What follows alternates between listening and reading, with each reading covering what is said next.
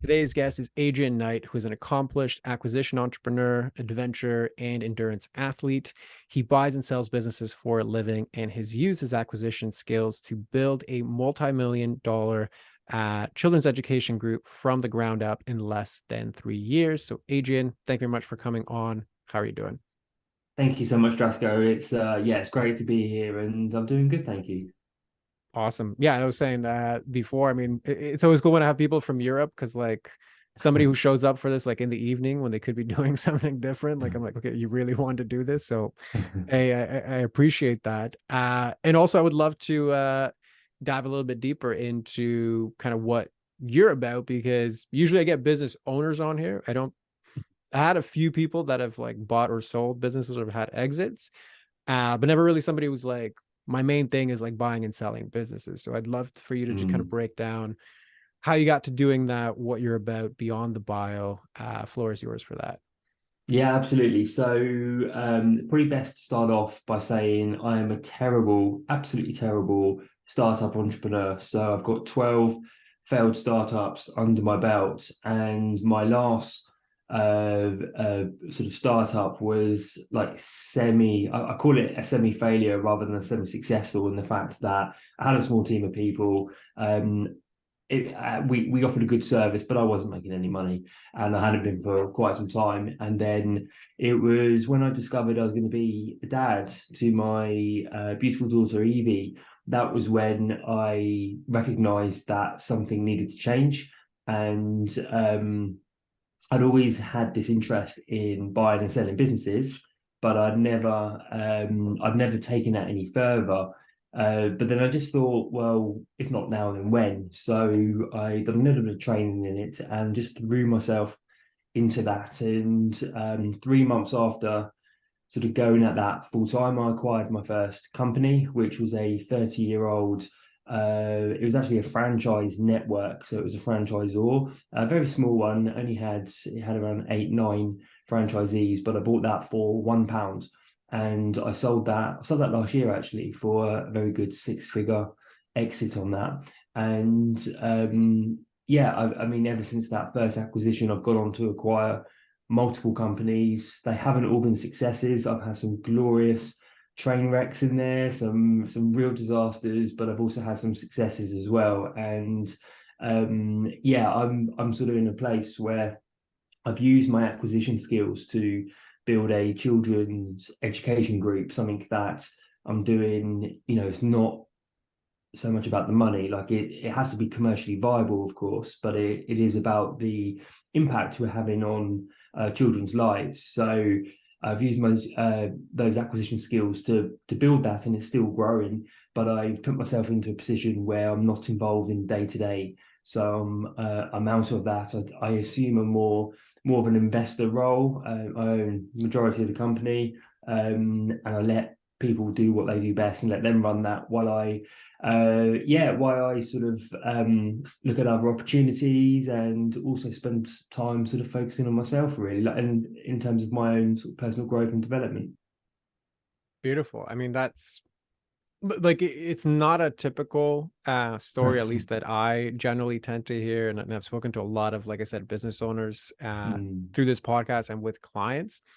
And what struck me, like, while you were sharing all of that, is I always say, like, good people need to make the most amount of money as possible because, like, that's really the only real path to like any real significant change in the world because Mm. like they're gonna funnel that money into something that's good. And like when you were sharing, like, okay, so I did all this stuff and I had all these ups and downs, and then I funneled my successes into making something really cool, like education for children and like doing it in your image and all of that. I was like, that is very, very cool. So, I mean, A, kudos from my end, and B, anything you want to add to that, floor is yours as well.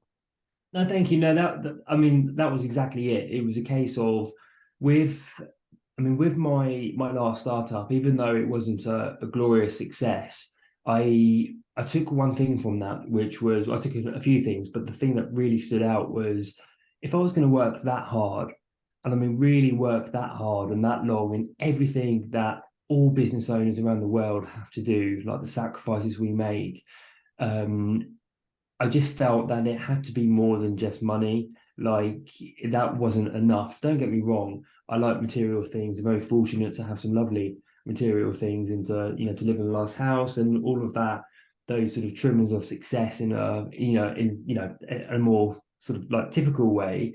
But that in and of itself wasn't enough. And I could see that I was developing a skill set. And even though I've been doing this for a while, I still consider myself an amateur in many ways. It's still a long way to go. But I knew that I wanted to focus that on something that had a bit more meaning. And I sort of found myself in the children's education space. Love it. So in that case, I think this is a good segue into kind of what this whole experience or podcast is about, which is, let's just say for lack of simple terms, like how I can support you today. Right. And I just want to preface that with, it's unique to be in a position where it's like I've gotten to this place where many people consider to be like successful, but now it's like, okay, so I spend my time doing other things that are fulfilling or that are going to provide me more fulfillment as I go forward, right? And I know when you kind of submitted the forms for all of this, as far as like, okay, what would you want to dive into? So lack of responsibility was one of them, and avoiding uncomfortable situations. So from that perspective, like I just love to know, okay, what do you mean by that? Because I have my own interpretations of what that is, and basically how can I best support you with those two things?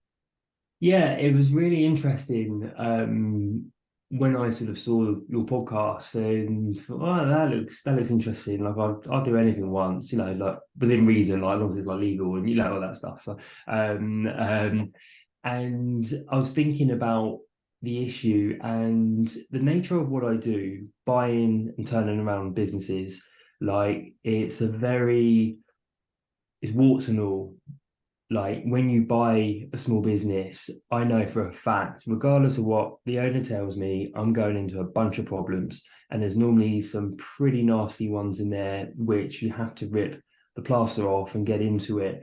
And I've always seen myself like being quite good at doing that. Like I will confront the problems and get on with it. But this year in particular has probably been the hardest year of my life. There has been several major life events happen within the period of essentially like 2 months, like major life events that in and of itself, like one of them would have been like a showstopper, but to have seven or eight happen all at once. And I've noticed myself moving to this place where I just almost like the pain's too much. I want to like avoid that, I guess. And as a result, I can see me not being as responsible as maybe I should be in the businesses. I'm just almost like saying to my team, you deal with it, you deal with it, you deal with it. And I'm sort of saying to myself, well, that's what I'm paying them for, which there is a logic to that, but I've never said that to myself before. I've always like you delegate responsibility, but you don't, let go of it. And I feel like I'm sort of letting go of it really. So I thought, that could be quite interesting to explore. Got it. So really it's about, from the outside looking at it, it's like this internal conflict between, there's a lot of these things that I'm dealing with right now that I didn't have to deal with before. So I need, like, there's a part of me that thinks, okay, I need additional resources or all of my own resources to like deal with this.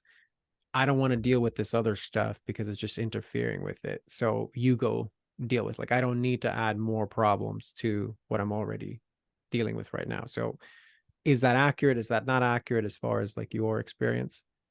Yeah, I would say that's broadly accurate. In which there's been so many, and I'm happy to go into some details if it adds more context. Like, I'll leave you to tell me that. But there's been so many sort of big and painful events happening outside the business, as well as a few big and painful events happening inside the business. I've almost been like, right, you deal with the stuff inside the business because I'm trying to deal with all this and almost avoid. It's almost like pain overload. Absolutely. So, I mean, like I always say to people that are on here, and realistically, even in the coaching, like I'm always ever going to go as far and as deep as you want to go. So this isn't about like making, reality TV and diving into things that push you in it. It just, whatever you want to share contextually, I'm cool. And whatever you don't want to share contextually, I'm also cool with it. Like we can work with what's here. If you want to share more, I'm happy to hear it. Yeah, okay. So with my latest acquisition, that was it's quite a sizable business, quite a sizable team. And I acquired that last year, late last year, and I've been working flat out to turn that around, a bit away from my family because it's the business is a couple of hours from where I live, and I've really been working flat out. And I thought we had it, but then it was around April, May time, it started to turn like I say the wrong way because um I've got, yeah, how I look at this, I think it's been a blessing in disguise, but on the surface it's sort of turned the wrong way and started to get very messy to the point where I needed to make quite a few people redundant. I needed to essentially put the business into bankruptcy, but then buy out like the shiny bits and put it into a new company to get that going. That was fundamentally the strategy I was doing. But then alongside of that, my partner and I, we were getting married at the end of July. Unfortunately, her mother passed away a few weeks before our wedding. Then the week of our wedding, I discovered my younger sister was diagnosed with breast cancer, like my younger sister. All while this is sort of going on in the business side, I've never had it so intense in the business. And then we went on a honeymoon, it was like sort of 3 days. And then coming back from that into August, the new company we'd put all the stuff into, that started to like, it was going right, but then one of the key employees who I brought with it, turns out that he'd been telling a web of lies, and so the whole thing has essentially imploded and gone in on itself, and it's been madness. Like it's literally been one thing after the other. So I get a call, and one of the team members had broken his ankle. That was in the morning. In the afternoon, I get another call saying one of our vans been seized by the police. And it's almost like you couldn't write it, and it's all been sort of happening at once. On top of that, my parents have separated after 43 years of being together, and they're just in the final stages of their divorce. And my mum is moving out of our family home, so there's a lot of my stuff that I need to go and move. So you kind of getting into like 25, 30 years of family history where you've grown up, all those memories on top of all this. And yeah, it's just been very, very intense. Very Okay. intense.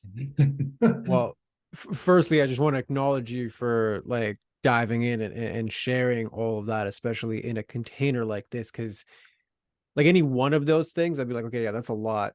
But then like when you put them all together all at once in a concert, like that's, yeah, like that's, I don't even know what's bigger than a lot, but it's a lot.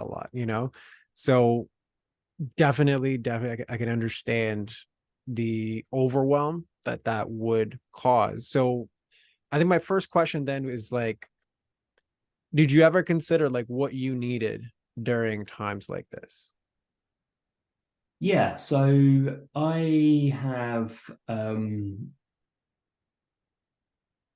so I'll just give a bit of context. So around 18 months ago, I was in a very dark place. I was waking up 2:33 in the morning with severe anxiety and panic attacks, like severe, and it would take me the best part of an hour and a half, 2 hours of just feeling sheer and utter dread that everything was caving in, to sort of get out of that, to talk myself out of that. And from that point, that led to a place where I started to prioritize myself, and my really prioritize myself over and above everything else. And so I've it sort of evolved naturally, but I got into a place, in the place I'm in now, where I get up at 4 a.m.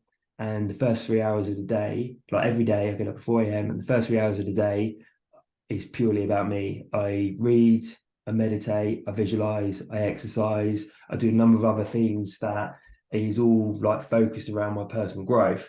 And I look back on that. I knew it at the time, but I look back on that, and that's what's actually saved me, I think, this summer. Without that, I don't know where honestly don't know where I'd be right now. But that's given me the strength because of all of the stuff going on a day-by-day basis.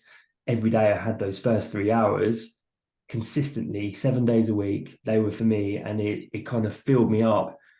And I was empty by the end of the day, but then it just refreshed. And so that's been the savior, I guess.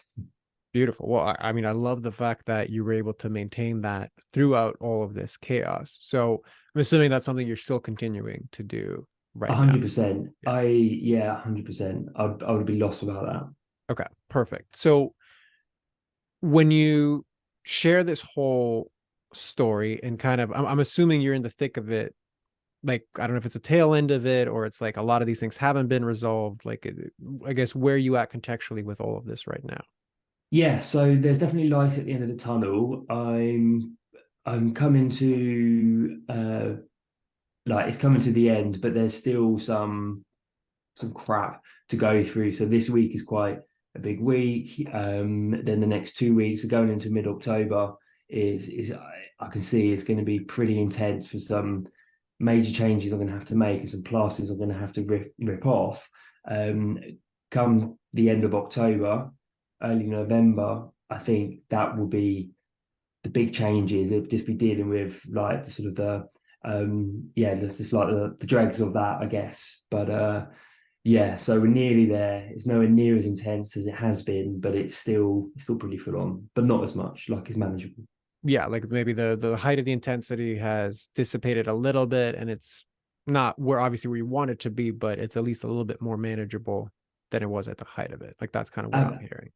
Absolutely, yeah. The height of it was the end of June, early July, and it's been gradually sort of going down the curve. And I think by yeah, end of October, early November, that will be like the end of that sort of bell curve. Got it. Okay. So when you tune into yourself right now, what is it that you think you need? A break, some Definitely. downtime. Yeah, Yeah. I've been saying to Vicky, my now wife, like, so when it's the school half term in October, like we have to go away. I'm a person I love the sun. I was sort of made to live in a warm country, and we've had a terrible. I know I'm typical British talking about the weather, but we've had a terrible summer here. We've had like a couple of weeks worth of sun, and I felt it this year more than any other year. And I'm like, we need. I just like we all need it. We need a holiday in the sun, by a pool, doing nothing. But yeah. Beautiful. So have you booked that? No, we was looking at it today. We were looking at it today, and I'm all ready to go. But Vicky was having the second thoughts about it because it's the half term. It costs more money essentially. But I'm Mm, like, after the year we've had, and if we've learned anything this year, because we've also had 3 or 4 cancer diagnoses like in and around like the family, like excluding my sister, and of course also with his mum. If we learned anything this year, is that you can't take it for granted. Like you got to live for the now, and boy, like as a family, like we deserve that time off. So yeah, 100%. I think obviously, your circumstances better than I do, but yeah, that resonates as like there needs to be, it's like the morning routine is good to maintain. Like, okay, I'm not falling under, but there needs to be space created to just like, okay, we need to just yeah, deflate and like really fill our own cup in a different way. So yeah, I mean, kind of the simple tactical aspect of it, yeah, do that. Um, so you also mentioned, okay, wanting to avoid uncomfortable situations. So is this just because there is so much discomfort, like I just want out of this? Or is this more of a broader pattern where I don't like to be in this spaces and have a hard time regulating myself through them? Like what's more real for you there? Yeah, I think it's a bit of both for sure. I mean, I've definitely been like my head's probably been more the former, because one thing this has done, this whole intense period, is it has made me re-examine myself and my priorities and what's important to me, and I can see a fairly substantial sort of it's not a pivot, it kind of is a pivot in terms of how I'm like what I'm doing and how I'm spending my time. So I've got no intentions of acquiring any companies for the foreseeable. Like I know I will, but for the next year at least, I've got no intentions of doing that. And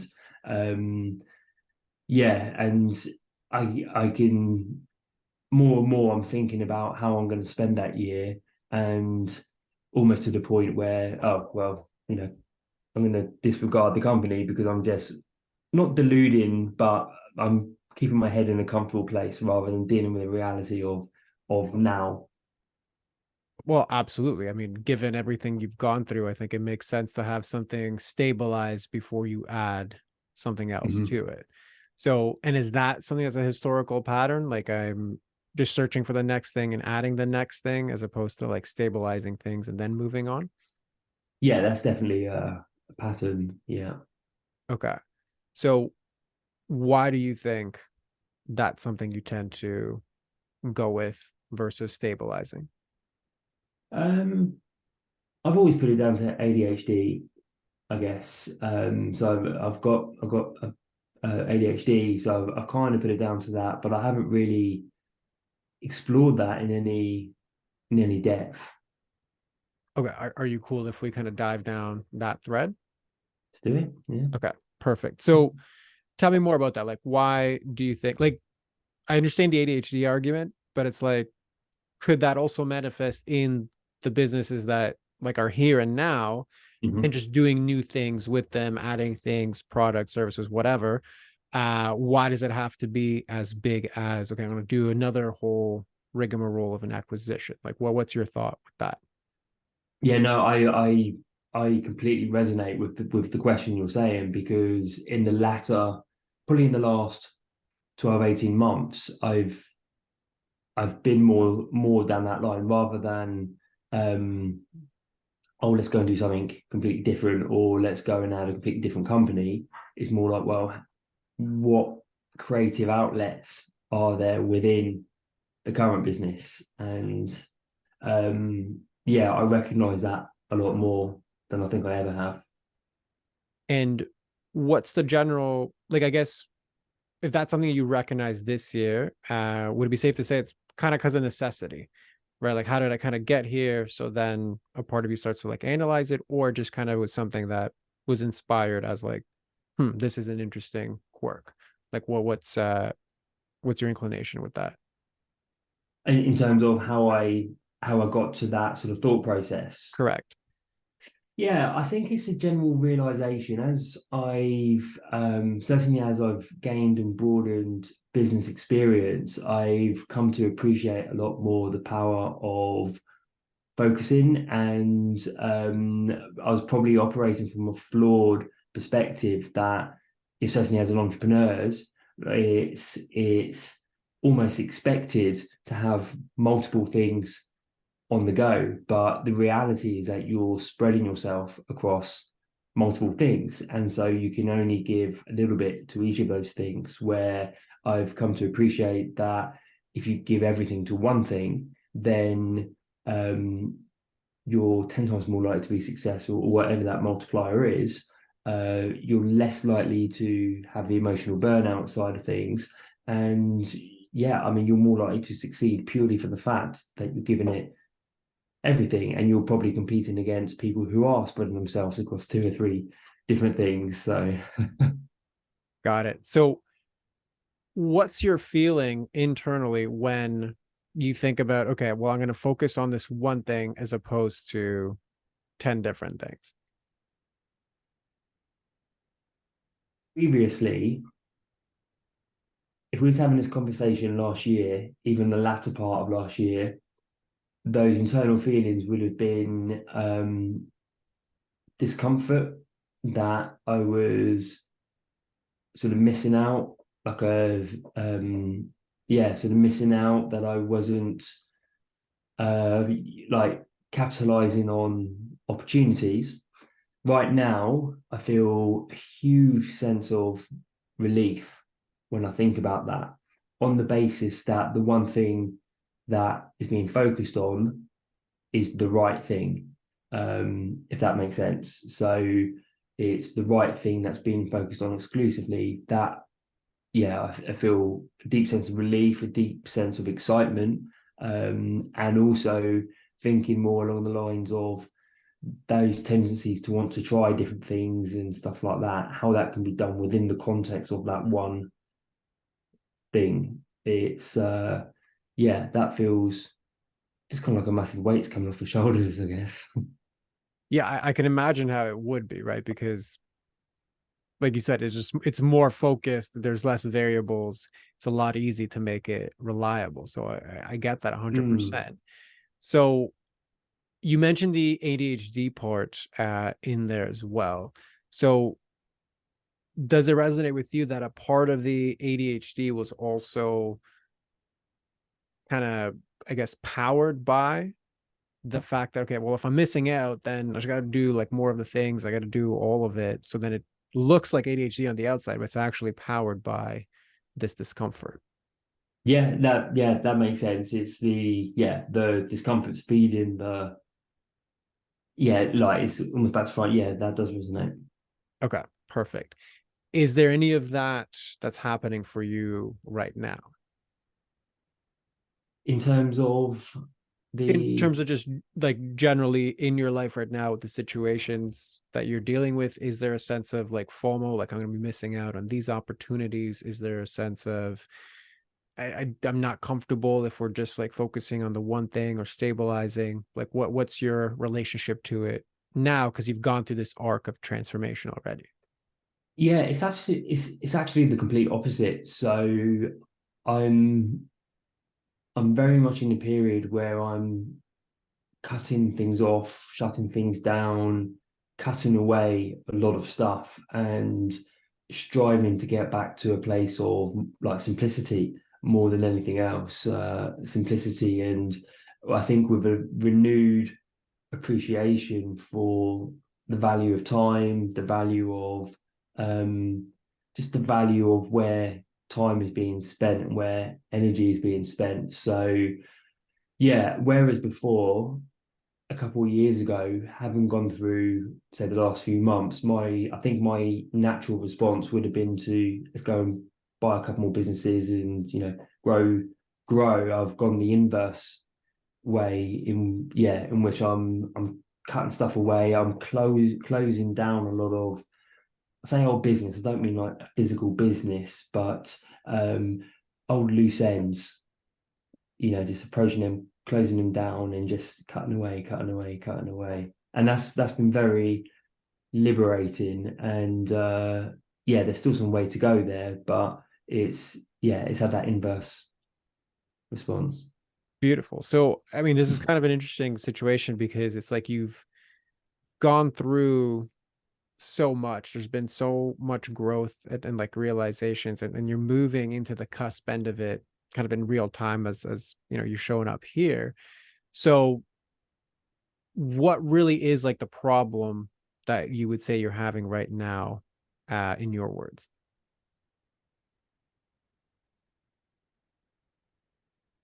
The problem, I would say, is what I initially came with in terms of like not confronting some of those uncomfortable situations.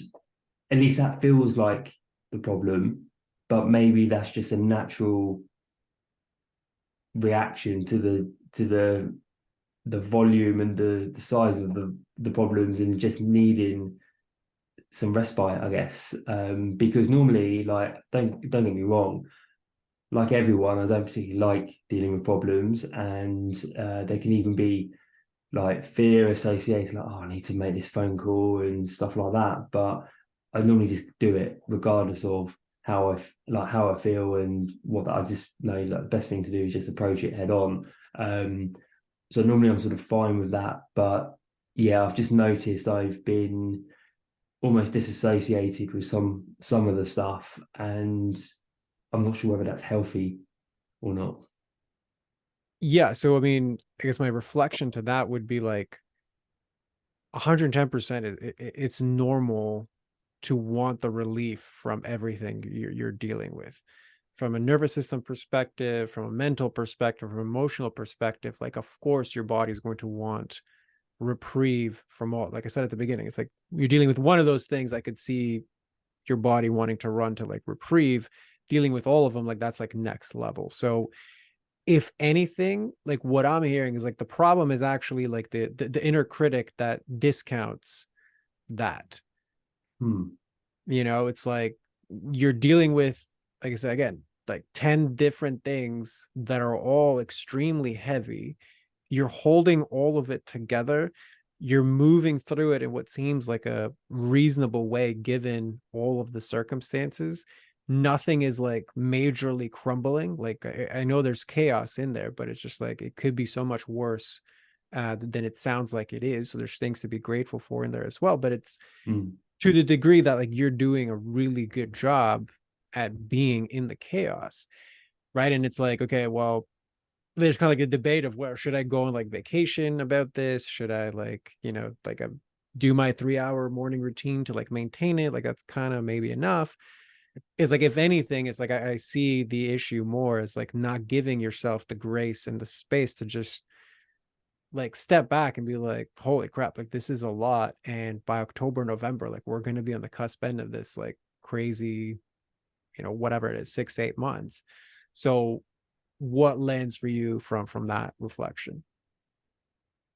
Yeah, I mean, when you said inner critic, that definitely not struck a nerve, but I suppose my ears pricked up because I've been told this, and I know this that inner critic, like no one's on as hard on myself, I guess, as myself, and it can almost be like relentless in terms of the standard and the bar is set so high, and if you don't reach it, then it's like it's not good enough, and you got to keep going. So I hadn't really considered it from that perspective, I guess. I mean, yeah, I hadn't really considered it from that perspective. I know we need some respite, but I guess, yeah, given everything that's happened and still happening, like it's still, I have some pretty major stuff to deal with today. um, but I just kind of dealt with it. But yeah, I suppose the desire to not confront this is probably quite normal. So define this, like not confront this, meaning the inner critic, or something else. Sorry, I mean, like specific problems that are like arising within, say, the business or within just life. Like I've confronted a lot, but there's some of it I was like, just, you deal with it. Yeah, You know. definitely understandable. So since you resonated with the inner critic and you've mentioned multiple times right now, like, okay, I'm good at, or I like dealing with problems. Like it sounds to me like where you thrive is where there are problems to be solved, like much more than if like times are stable. Yeah, I think that's a fair and accurate statement because if times are stable, then I fall apart in many ways. I forget the saying, but it's roughly the idle hand makes the devil's work, or something like that. And that's been me. Like I think that's why I've been attracted to, and in turn have responded well to the concept of like acquisitions and turnarounds, because it is like there's a lot of action, like adrenaline's pumping, and I love that, and that probably feeds into a lot of the endurance stuff that's been quite extreme that I've done as well. Like the extremity of it. So it's when everything's normal, that's when I start to fall apart. So the funny thing here is like this whole situation kind of knocked it over your head that part of you has to prioritize reliability and stability in what you're building before moving on to the next thing. Where like that's like, oh yeah, Mm. a year ago I wouldn't have like recognized that. And it's like it took a whole lot of stuff all at once to like finally let that sink. And like the statement that your brain came up with, like essentially the belief, it's like if I'm stable, I fall apart. Meanwhile, the evidence that you're experiencing right now is the exact opposite. So it's Mm. almost like there's a part of you that seeks, like, give me all of the hard things, give me all of the hard problems, give me all of the chaos so I can like have that adrenaline focus and like really endure through them. Almost like, and again, these are your words, right? The inner critic is so relentless. The bar is set so high because if I don't reach it, then I'm not good enough. So it's only if I can hold 10 million different things and not give myself reprieve, then maybe that inner critic will kind of die down a little bit and be okay. So what lands for you with all that? I think it all lands, if I'm honest. Yeah, it all lands. Yeah. Okay. And what's the internal feeling when I reflect that back to you? um, yeah, I think with the first part, I fall apart when I stand still, when things are are still. Like this experience has brought about a desire and more of an appreciation for just real stability. I've never really valued stability or security. I know that. And I think that's definitely gone up my priority list. And I can see that being reflected in some of the things that I'm doing. So even like financially, I'm finding myself uh with a strong desire to have more of a personal like savings nest egg. Like I've always had a nest egg, but then equally I've been like, well, the best investment I can make is in myself. So if I've, quite often I've taken portions of that, good chunks of that, to go and invest in like training in me and stuff like that. And I've always made those investments work, but the price was, well, if a rainy day does come, like there's not much fat there, there's not much cushion. But this last few months has definitely made me want to just build almost a more than required cushion there for that stability factor. Um, so yeah, that's really that sort of resonated. Um, I'm just thinking about the second part. Yeah, I don't know. That's what's come to my mind at the moment. I think just that desire for, yeah, more stability. Got it. So what is so uncomfortable for you about stability and security? Um, the things that come to mind are I've got my highest value is freedom. I value freedom above everything else. Money, like everything else is freedom. And for me, stability and security almost represented the opposite of that, even though I know that's not true. Like when I think of security and stability, I feel like almost being tied down. And if I wanted to go and do something, I couldn't. So when you look at the chaos of problems, do those things actually make you free? But they done the complete opposite. They done the complete opposite because the problems were so significant. With that came a significant amount of responsibility in which, yeah, like of personal responsibility.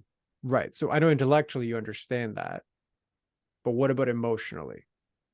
So emotionally, there's a part of me that thinks, well, because I value freedom so much, I'm willing to give up stability and security for it because to me, there's something, or to that part, there's something unsafe or threatening or weird about safety and security in stability.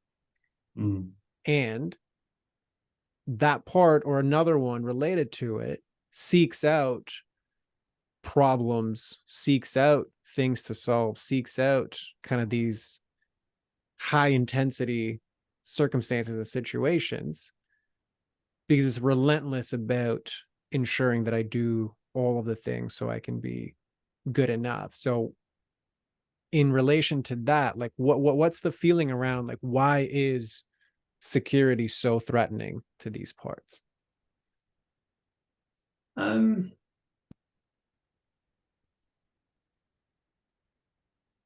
I'm not sure. I mean, the word that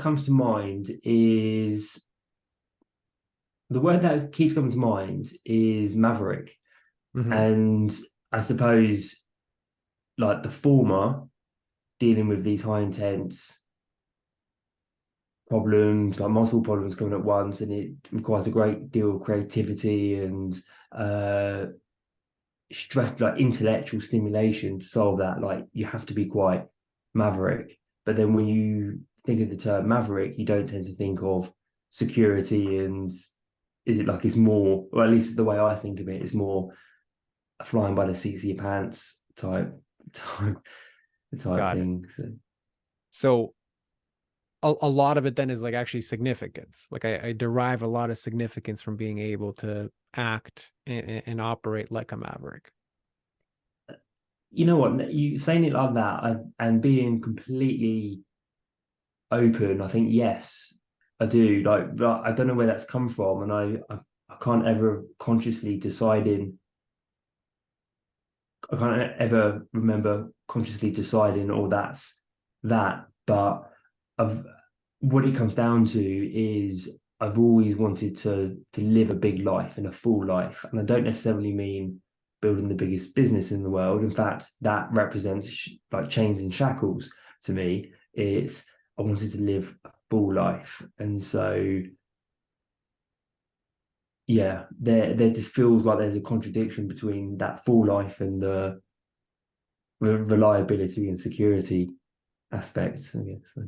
Yeah, like to be full, I have to land on something in order to kind of like expand.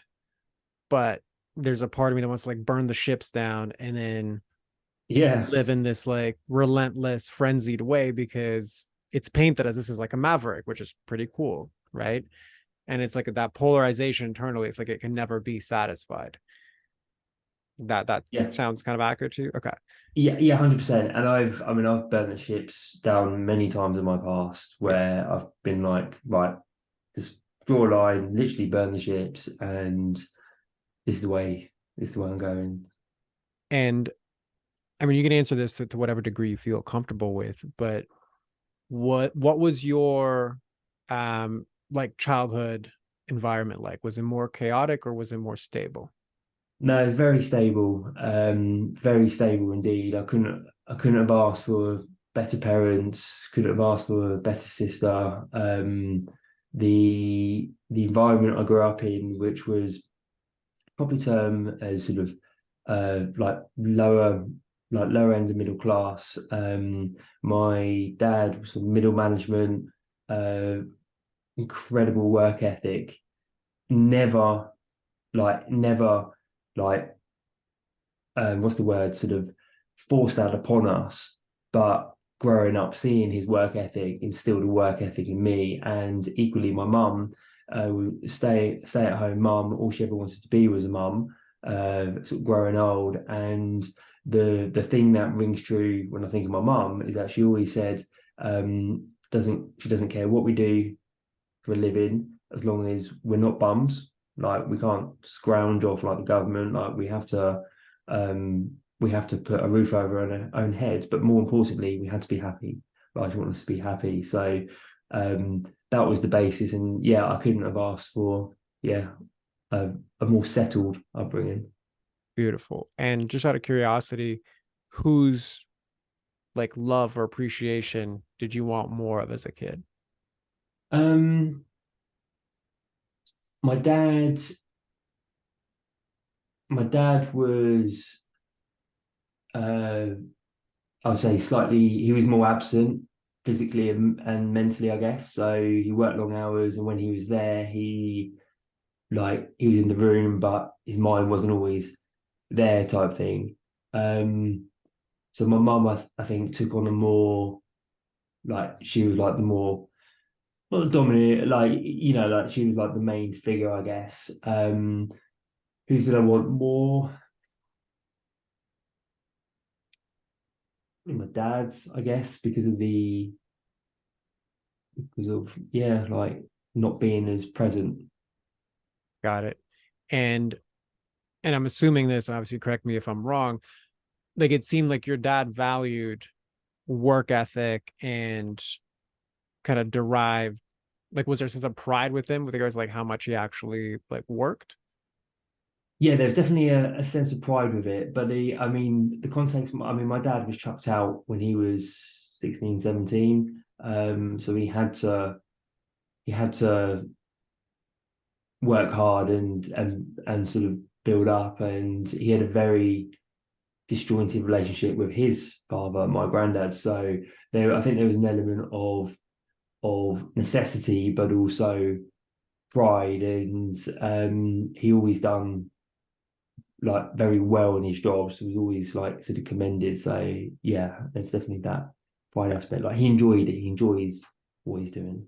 Got it. Okay. So he got some sort of significance out of his work ethic, and he was able to find his own version of acceptance in the work, even though it Yeah, always, or not always, but sometimes left him less present than maybe he would have liked in the family dynamic. That's accurate. that's accurate. Yeah. Okay. And because when I asked you, okay, like whose, love or acceptance did you want more of as a kid? There was kind of this lean towards your dad. So like what did you need most from your dad that you didn't feel like you got? I want to say it's attention. And what kind of attention specifically? Um, so the only way I can describe the type of intention is when like like when I when I hit my late teens and going into my 20s, like I have not lived a conventional life of a lot of people. In my 20s, I mean I spent a lot of it traveling. I traveled 45 countries. I've was relentlessly determined to be an entrepreneur and to be my own boss. And my dad just couldn't get it. He just didn't get it. And the amount of times he almost in like I've almost felt like he's about to break down in tears of frustration. Like, why don't you get a job? Why don't you get a job? But he never understood it, and that's what I mean by attention. Because my mum got it. My mum, my mum got it, and always felt that um, I would sort of make it. My dad, he I just don't think he ever really believed in that path because he couldn't understand it. And that was the attention, I guess, that I wanted more than anything else for him to sort of see that and believe that. Got it. Okay. So I'm just gonna kind of go right into it just because we're running, like I do have a Yeah, hard sure. stop for this one. Normally I would have asked more questions. So but I'll throw a more or less like a hypothesis your way, and then you can just let me know, what lands and kind of what I'm seeing from the outside looking in, specifically because you use the word relentless, both in describing the like your dad and describing your inner critic, right? So it's like, okay, well, what did I want most growing up? Well, I wanted attention from somebody who was very concerned about working and then for circumstances couldn't really be as present for me as I needed. I chose a life path that was different than he would have wanted, which means like there was nowhere for him to pour the intention that I might have wanted as a kid into, right? Because for him, that was a job. For you, that was entrepreneurship. So there's almost this, at least the connection that I'm drawing here between, your dad or your interpretation of your dad and that inner critic. It's like that's the one that can never be satisfied. Like my drive to constantly build up this like bigger thing and hold a lot more and burn all the crap. It's like it's almost like there is a younger part that's like, well, if I can just show you that like I did the right thing and this was like big enough, then I can get some sort of acceptance from it. So I see you're shaking your head. So what's landing for you from that? Yeah, I think certainly the last part of that, I mean, it all landed, but the last part of that struck a chord. Yeah, it struck a chord. Okay. So, I mean, this is now opening up something that like we can go in many different directions and in many different ways. But I think the part that I just want to reflect back to you with all of this is like the big driver for this inner critic that kind of doesn't really allow you to appreciate what you're holding or allow time for rest or kind of separate yourself, like your worth is separate from the bigness of your life. I think there's a big component to it that's related to the family dynamic. I don't know enough to say it's 100% about that, but I think it's definitely going to be a factor. And the reason that I bring that to you, it's like basically there's a big risk when I have clients that have similar kind of paradigms or patterns that are already in some ways considered quote unquote successful, but they're always kind of striving for more. They're always at that risk of like the empty success.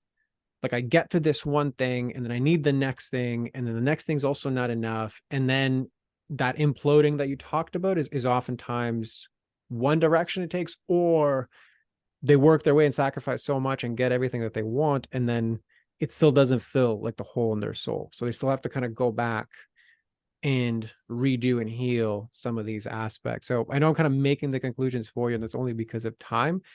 But what lands for you or what doesn't land for you from that? Yeah, I definitely feel like as things have grown, I've definitely felt the emptiness of that success. Like um, I've got everything I could really want. I love motorbikes. I have a big, beautiful Harley Davidson and my dream bike, and I rarely use it. And when I'm on it, I feel completely like a shell almost, even though I love the bike, but it's not what I thought it would be, which I think in turn, coupled with what's happened over the last few months, that has almost been like a metamorphosis in the sense of it made me sort of take a step back, reevaluate, and um, search for more meaning and fulfillment rather than the material trappings of success, I guess. So, Absolutely. Yeah, it was almost like you had to be slammed over the head with it in order to like look yeah. this way, which makes sense because so much of your drive is to just like for more, right? So I get that completely. So I honor you for even like recognizing that that's a factor. I think my invitation to you with this conversation is to really begin to look at what the core of that actually stems from, right? Like this is not something to be fixed externally. And I mean externally, even with like practices. I got nothing against, meditation or your journaling or like, whatever the things that you kind of briefly mentioned before. It's even those things can be the bypassing for like just the stuff that actually needs healing for that fulfillment to actually have a place to land. Mm. So that's I guess kind of my takeaway for it. And I apologize for having to cut you off because like I said, I do have a hard stop. But yeah, if there's anything else you wanted to add to that, by all means do so, and then we can kind of close it off there. No, and nothing more to add other than yeah, I kind of wish we had another hour to talk because it's been really fascinated and yeah, really fascinating. And I completely hear what you were saying about that healing aspect. And one of the things I have truly learned over the years is that like you have to deal with these things. Like you have to deal with these things, particularly if you want to move forward. I don't just mean in terms of like materially move forward. I mean just to move forward in a sense of fulfillment or happiness or whatever that is, love. You can't do that until you address this. So it's nice to at least build the awareness that there's some healing to be done here. Beautiful. Yeah, I'm so happy that that's actually landing for you because that's now the first step towards the journey Yeah, that can actually give you like the legitimate embodied version of that, not any sort of superficial high for that. So yeah. Adrian, thank you very much for allowing yourself to be witnessed in this way, especially with all the things you shared and brought up. It's a testament to, I think, your vulnerability and courage. And again, I'm not surprised you dove in to do hard things. So like, I absolutely get it. So yeah, if you can just close us off and let everybody know where to find you, who's the best person to find you, floor is yours for that. Yeah, no, thank you so much. And the best place to find me is Instagram. So I'm very active on Instagram. I post on there several times a day in terms of like sharing what's my morning routine, like what I'm doing, and throughout my day. I try to give people like insight into the reality of my life, not like the nice car, but I woke up feeling anxious this morning, but this is how I dealt with it, or why I think it's caused it. So my Instagram handle is Adrian J Knight, Knight with a K, no S on the end. And yeah, I love to speak to people. So if anyone has any questions or follow up, just yeah, like it's always nice to connect. So Beautiful. Love it. Well, as always, we'll include that in the show notes. And for everybody else listening, we'll see you on the next one.